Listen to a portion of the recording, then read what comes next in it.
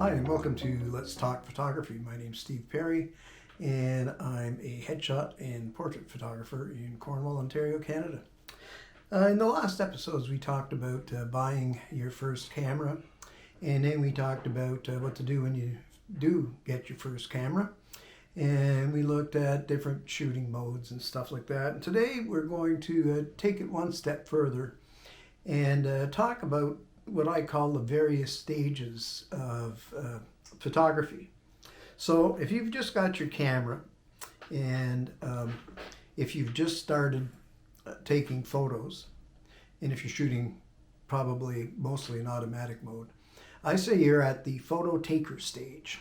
And basically the Phototaker stage is just that. You're just out taking photos. You're not paying too much attention to photographic rules. You may not have been online looking for tutorials on how to take better photos. Like I said, you're probably shooting in auto, or maybe you've gone out of auto and tried some of the semi-automatic ones, such as shutter priority or aperture priority. But basically all you're doing is getting out there and taking photos, and some of you may never go any further than that. You may never go to the other steps. You're going to be happy taking your camera out for birthday parties, for trips here and there, taking photos, and basically what you're doing is you're just taking photos to create memories, so that down the road you'll either have these photos printed or they'll be on a hard drive someplace that you can go back and say, oh, here was our trip to Alaska, or here was our trip to France, and that kind of thing. But you're not really concerned about the artistic part of taking photos. And that's the Phototaker stage.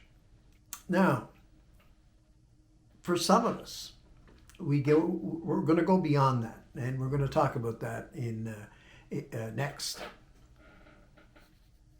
Well, for me, I call it the hobbyist stage. And the hobbyist stage, for me, was just getting a little bit more interested in what I was doing with my camera, and trying basically to get better photos.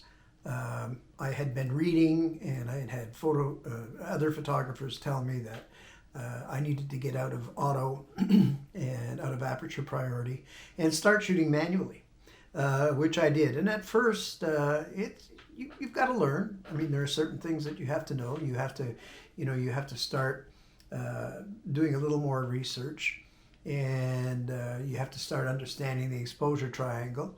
And there's no way around that. I mean, when you're a hobbyist, you're not only taking your camera out for special events, you're going to start noticing that you're going to start taking your camera with you. So, for example, when the weather's nice, and if I'm going out for a drive somewhere, I always make sure I've got my camera with me, just in case. You're driving out in the country, and all of a sudden you see, this beautiful deer on the side of the road, and you stop and you take a photo, and basically then you start trying to think of certain rules. So you're definitely going to pay more attention to light.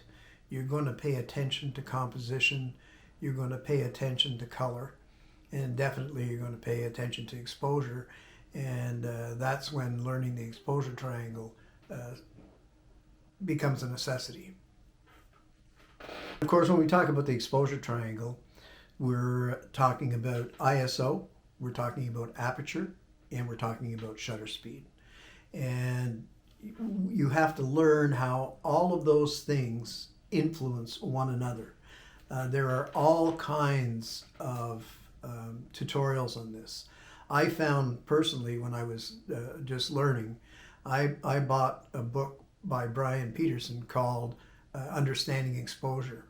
It's very, very clear, it's easy to understand, and he also has quite a few YouTube videos. Just search for Brian Peterson, and you'll see some of the YouTube videos that he has made on exposure, and those will certainly help you.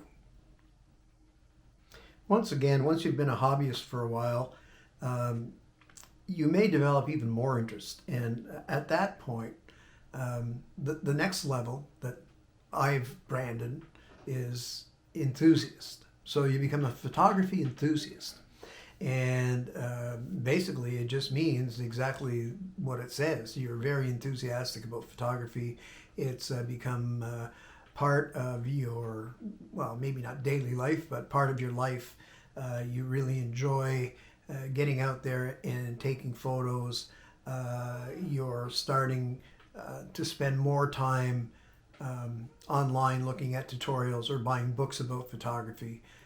You become more interested in perfecting your photography. And maybe at this point too, you're starting to take a look at photography from a art perspective. Once you have that enthusiasm, then you're going to start realizing the next step. So what's the next step after a photo enthusiast? Well, when you're a photo enthusiast and you're spending your time and you're learning more about the technical aspects of photography, you've got a pretty good handle on the exposure triangle. You understand exposure, you understand light. You're starting to play around a little bit more with composing your photographs to get a very pleasing photograph. You're going to then it's not so much a step. I think it's more of you just fall into it and you become what I call a photo maker. And what's the difference between a photo taker and a photo maker? I've seen a few photographers kind of make fun out of the term photo maker. But, I really think it does apply, because when you first get your camera, you're just snapping away. There's not much thought going into what you're doing. And I think that once you start really thinking about what you're doing, once you really pay attention to lighting and to composition and to exposure, you're no longer just taking a photograph. You are actually making a photograph. And to take it even a step further, once you start taking those raw photos and you start post-processing them in software like Lightroom or Adobe Photoshop, then basically what you're doing is you're applying to that image certain techniques that kind of relate to the vision that you had at the moment you were taking the photograph. Sometimes I take a photograph and I look at it and I think, yeah, and then when I get it home and I put it on a computer and I think, yeah, but that's not exactly what I saw. That's not what I envisioned when I was taking the picture. And is it because I didn't have the settings correct? No, not usually. Usually I had the correct settings. I've got proper exposure. I've got pretty good composition. Although composition sometimes, you just change something. You crop your image, and all of a sudden you have something, and you say, "Wow, that's the way I should have shot it." But that's what that software is for. And we'll talk about the whole issue of post-processing and the people that say everything should be straight out of camera. We'll talk about that in another episode. So once you become a photo maker, and again, that's my term, but you'll see it often, when you're making photos rather than taking photos. And basically that means you're trying to hone your craft of photography. Then I think, again, you kind of slip into another mode. And I call it the professional photographer mode. And I don't necessarily mean professional photographer from the point of view of getting paid. Now, some people will say the term professional photographer is only applicable to people who are making a living from their photography. And if that's the way that you see it, then I guess I'd have to come up with another term for professional. But I'm saying that at this point, you know your craft and you know it well. Doesn't mean you're still not learning.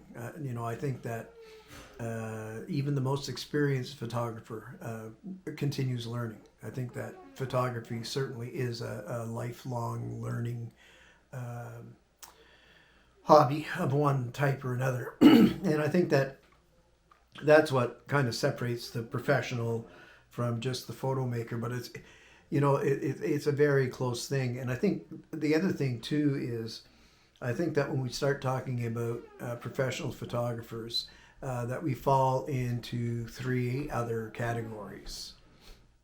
I think that as you master your craft, there are three areas that you can become. You can become a generalist, you can become a specialist, or what I call a fine art photographer. In terms of the generalist, I see the generalist as being someone who really knows their craft, may be getting paid. So, they may be doing stuff like, food photography, and they may be doing like senior photography. They may be doing a little bit of sports photography. They may be doing a little bit of headshot and portrait photography. But you always come back to this whole thing that, when you're a generalist, that old saying, jack of all trades but master of none. But I still think that, there are some people that aren't really going to take the time to specialize. And I find that most people that do take the time to specialize, it usually is because they're looking to make money using their photography. So when you think of specialists, you think of things like, straight out food photography, where that's all you do. Guys like Andrew Scrivani, great, one of my favorite food photographers. And then, you get headshot photographers like Peter Hurley, who specializes in headshots. Does he do other photography? Probably. I don't know. When I'm looking for him, I'm looking specifically for information on headshot photography. Portrait photographers like Glyn Dewis, who did that wonderful project of photographing war veterans. But I noticed that he's, and I think it's partially due to this whole pandemic thing.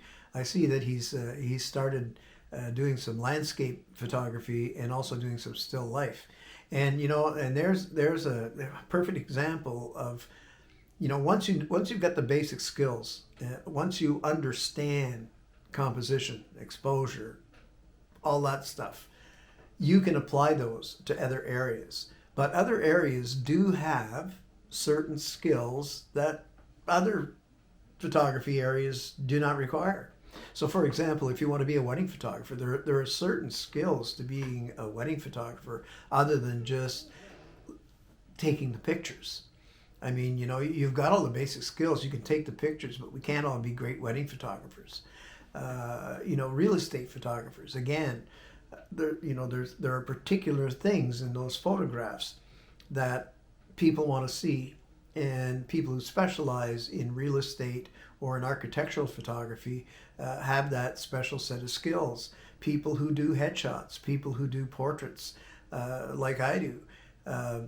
I'm developing skills that are specifically related to shooting headshots and portraits. Does it mean I'm not doing anything else? Of course not. In the summer I love doing macro photography. Every now and then I like going out and doing wildlife photography. I enjoy doing that. But my main focus in terms of my photography education is headshot and portrait photography.